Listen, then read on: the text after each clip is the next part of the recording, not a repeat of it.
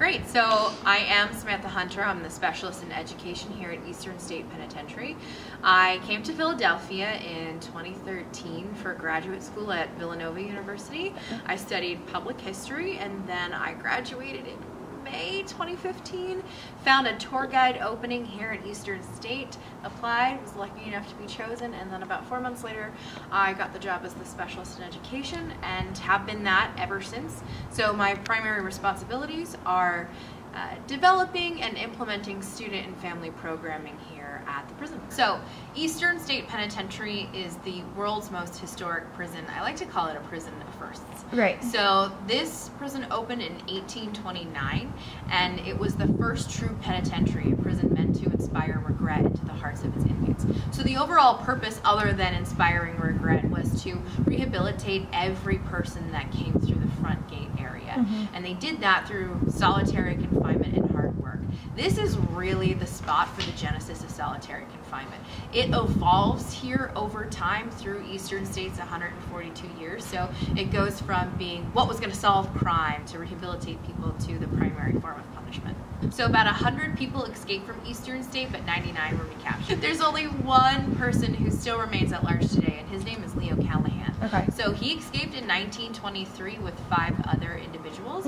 They escaped using a ladder that they built here on site. They actually built 5 pieces, and then once they slatted them together, it took them 30 feet high, which is how high the perimeter wall is. Wow. And then they used braided electrical wire to go down on the other side. Not this side, but on the opposite side of where we are now near cell block 1.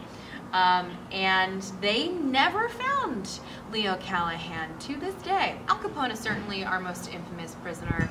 There is Willie Sutton, and of course he's known because he's robbed over 100 banks in his lifetime, escaped from every prison he spent time at. We also have Pep the dog, which is like our more family-friendly story. So in the 1920s, Governor Gifford Pinchot, he donated his black Labrador to Eastern State as a companion to use as like for therapy for the prisoners.